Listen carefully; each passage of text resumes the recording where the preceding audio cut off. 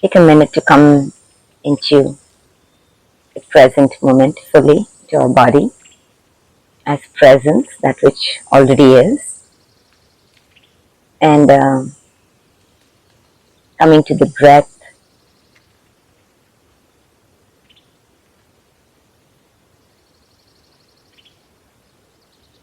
Kind of really just allowing for whatever arises without needing to hold on to anything as a concept. That allows for the deepest resonance.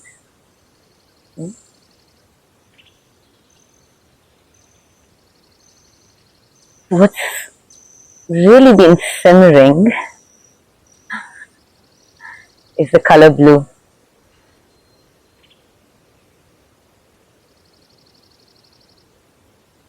And the color blue, as consciousness, what we sense through our five senses that appears as the color blue is a particular nature, particular vibration, one may say, a particular frequency.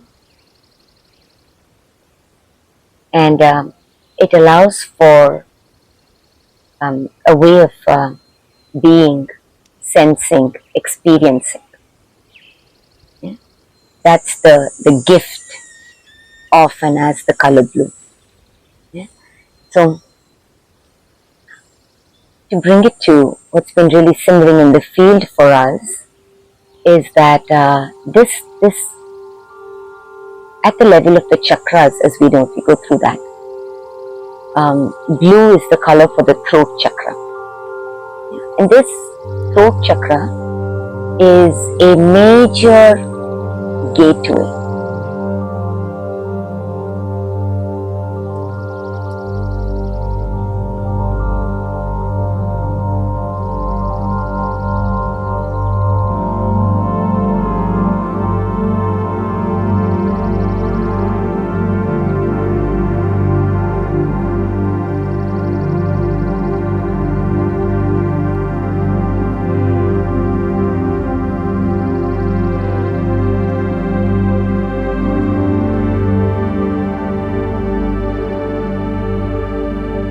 It's the word gateway itself, and in Sanskrit and Hindi, it's the word for that itself is a gala. We even say, there's like gala gala. It's a way that sound is made, like when water is shaken and stuff like that. It literally is awakening and the realization of consciousness's play as galactic. Yeah, that is the world of this. So this is a major portal, always sensed as. When the throat chakra is open and activated, consciousness is kind of done playing the personal game in that sense of linear time-space as a separate self, and the play of just sensing its existence at the level of just separate from nature. That's why even the word Gaia, you literally awaken to Gaia itself. I am Gaia.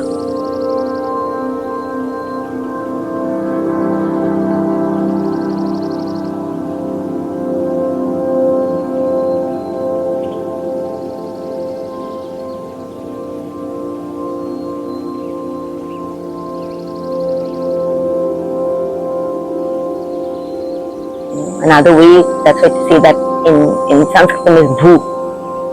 I awaken to Bhu. Bhu Devi is Mother Earth, which is being Who. Who literally means yes.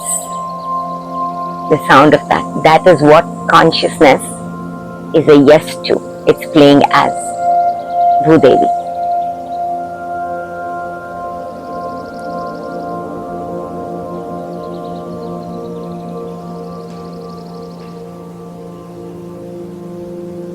And again blue color, and that's why the sound of the throat chakra is hum, ha, I am, for waking up to the true sensing of what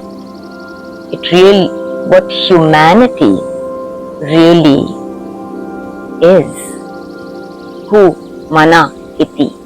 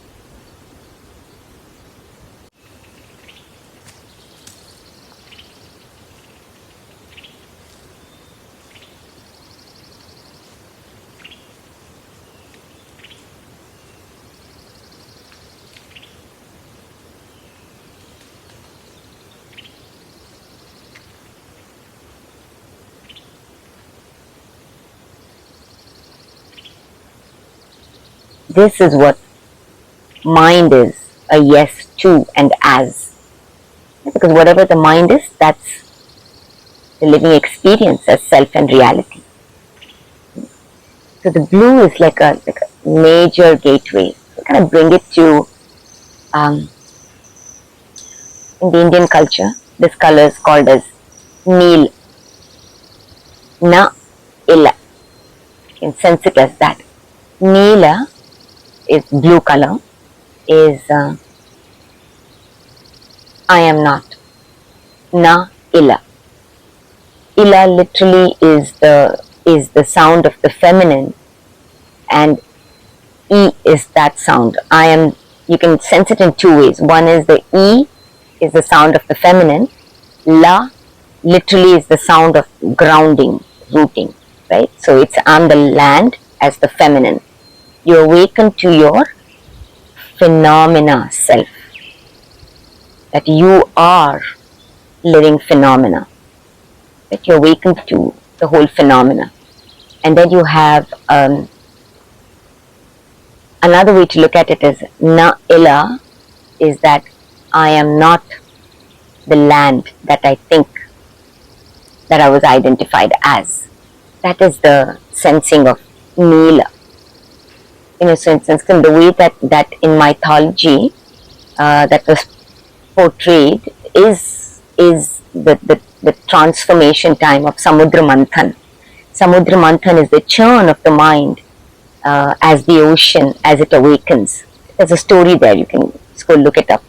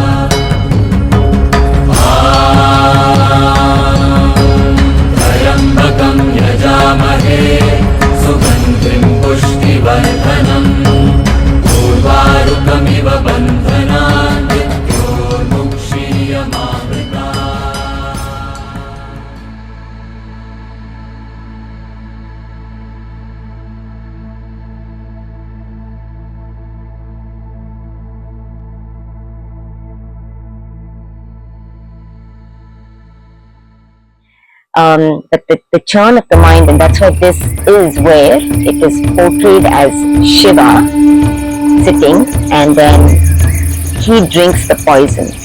Only Shiva can drink the poison and not die.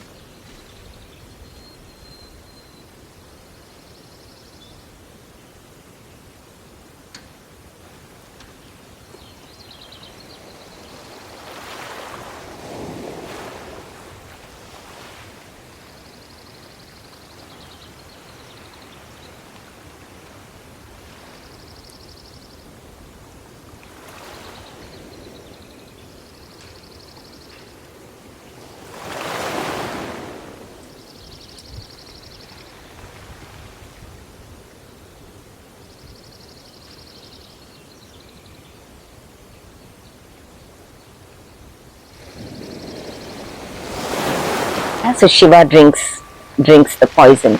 So this points to a couple of very important things that happen. One is that it is only when we accept, fully accept, and that naturally happens when you see the phenomena that we're playing as, is that all the conditions that are created, all the beliefs, all the narrations, all the judgments, whatever that we've been playing as in the Kali Yuga and Dwapar Yuga is simply a projection of the mind. That is a way that we play in order to taste and experience certain flavors of being and seeing as consciousness. Right? That's what it is. So then that actually allows us to come to a very neutral recognition and realization of what this phenomena is. Right? So there's natural acceptance there, or what some even name as forgiveness. Forgiveness is really not needed at all. It's because there is no other in that sense. It's that direct perception and experience of that all is that which is, I am. There's nothing apart from that which is. Whatever appears in awareness is that which I am. And the nature of the I determines our capability to relate with that which appears in awareness. So I'm only relating with that which is the one self.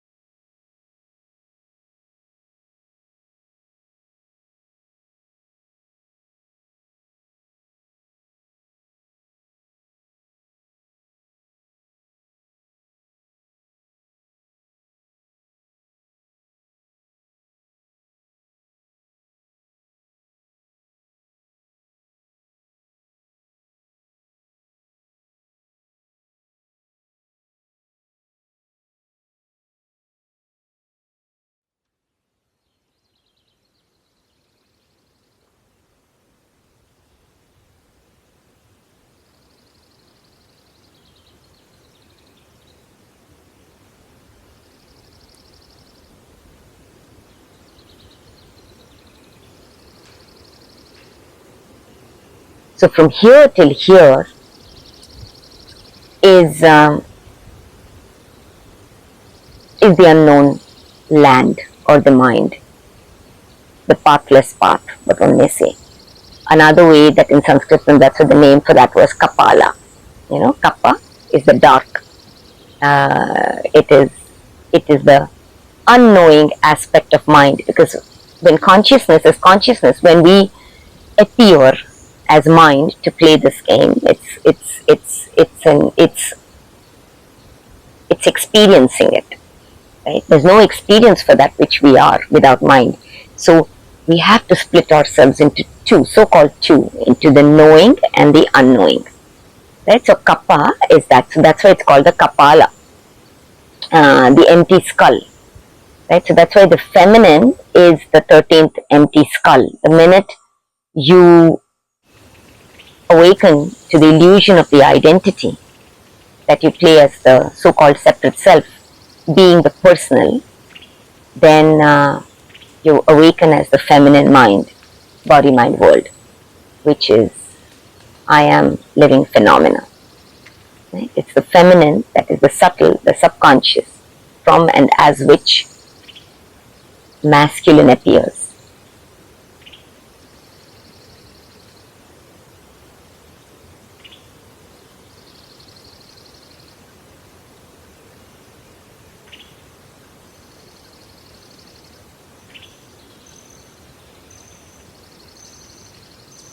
So to actually come back now to the color blue, right, and what the even the gift and the blessing of the ability to even sense that which we do. Again, I want to point this out because we speak about multidimensionality and we speak about siddhis and we speak about supernatural and superpowers and things like that.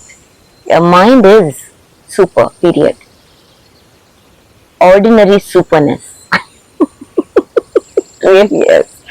There is nothing, just the ability, the capability, the kappa ability at any level to sense itself is a super ability.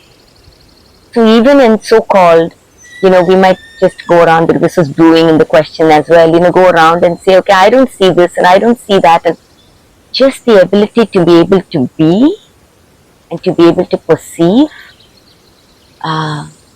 even what seems the most ordinary is the extraordinary. That we as consciousness, it's not possible without mind. It's only through and as mind that we can experience, we can be. Being itself is the nature of mind. There is no being beyond that. So, so very, very important to kind of set the ground that way. Otherwise, we kind of get lost in kind of chasing higher states of existence or being without even recognizing the miracle of that which already is. The miracle is already ongoing on its way. That is what we are. Kala. Mind as the resonance that is playing as time-space reality. So everything is already a miracle. So that deep sensing and understanding is very key, because that allows for the mind to rest and revel and celebrate in that which already is. And that allows for deeper sensing. Yeah? It's always the other way around. It's the ease, it's the acceptance, it's the peace, it's the ability to be with what is that allows for the opening of what possibly can be. You want to put it in linear terms that way. Yeah, everything is right here, right now. Everything already is that which we are. But the sensing of it is our ability as mind already. We are the gift, that's why. Mind is the gift. Yeah. So the blue that we see, the gift of nature, and the ability to sense blue as the blue sky, or why is water seen as blue? There is a reason certain things translate to us. It's a very symbolic play. Translate to the mind is blue. These are all the whole reflection, or whatever you want to call it, appearance, is set up so beautifully. Everything is sacred reminding of that which we are. There's nothing outside of that. There's no missing of the remembrance of that which we truly are. There's no way to miss it. There's no way to miss it unless we accept the belief of the myth or the illusion that there is missing it. That option to play exists as well, because mind is all possibilities. There's no missing it. Yeah, so the blue color that we really see. So there are many different ways in which this kind of reveals itself. So I want to share about the nature of blue. Blue is once blue is activated, and there's no, again, coincidence that you find yourself here, because whatever arises in awareness and our ability to even relate to it or sense to it is only because we are already resonating and vibrating as it.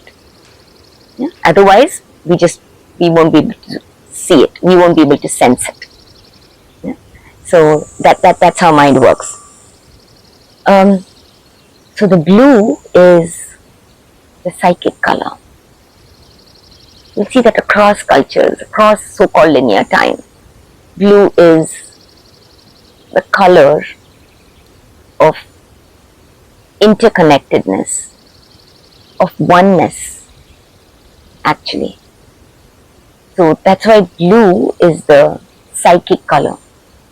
It's a portal. Connecting to blue color itself, or to see blue, is very, very profound. And it's the color of, in tarot, of the priestess. It's the color of the alchemist. It is the color because it's transformation. When you come into blue, that's why you can hold all the differences, the ups and the downs that seem high and the lows, and all of that, and alchemize it in that sense. Yeah. So blue is a very, very deeply the color of sensitivity, the color of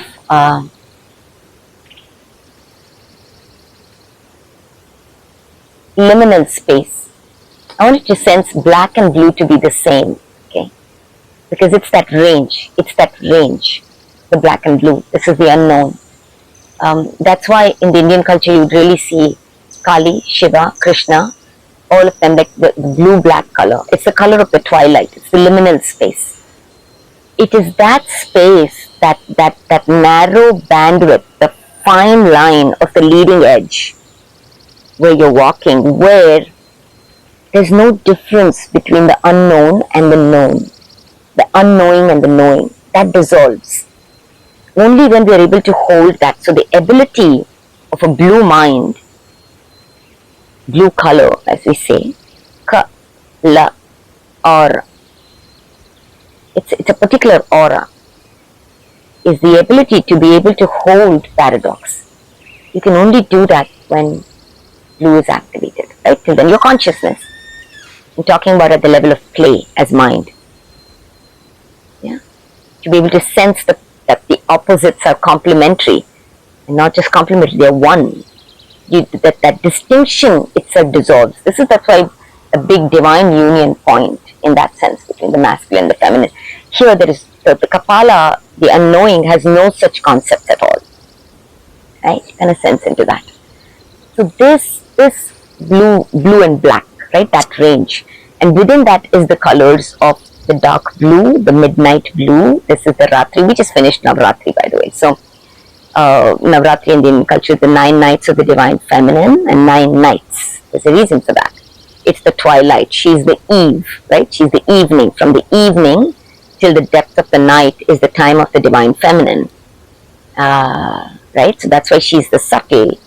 She's deeply sensing, but yet unseen. Yeah, there's a deep power to that. There's a deep power to that. So it's that fine line of walking that, you know. And if you look at the color from the black, from the deep dark night coming into light, like that's the blue color, right?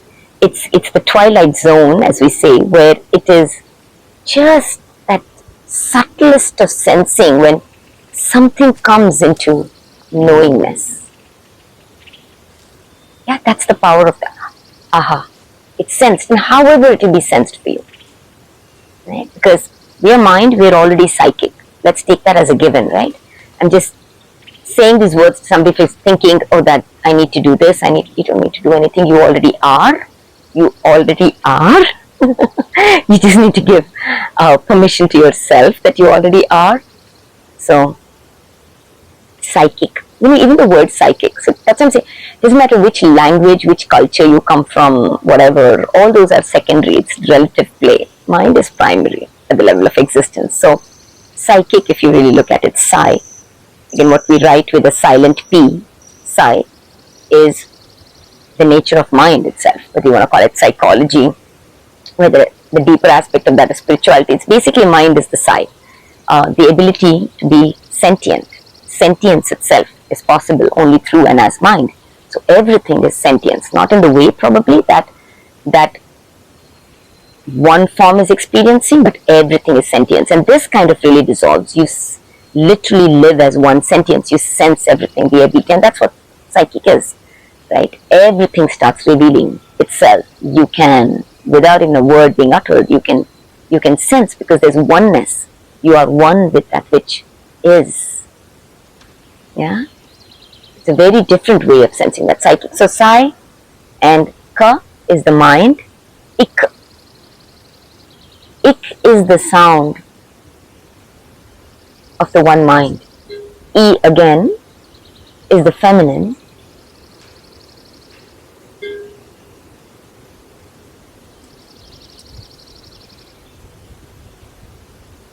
Ik, all is one. All is one. So in Sikhism, again, if you look at Sikhism, the true essence of Sikhism is sa-ik. I am one sentience. Right? So they have a beautiful player, ek ONKAR. Ek ONKAR, that talks about I am one sound. One sound. So, yeah. एक ओंकार सतनाम करता पुरख निर्भव निर्वैर अकाल मूरत अजूनी सैभं गुर प्रसाद जप आद सच जुगाद सच है भी सच नानक होसे भी सच सोचे सोच न होवई जे सोची लखवार चुपै चुप न होवई जे लाए रहा लिवतार भुखिया भुख न उतरी जे बन्ना पुरिया पार सहस्यान पालक होए ता एक न चले नाल किव सचियारा होइए किव कूड़े टुटे पाल हुक्म रजाई चलना नानक लिखिया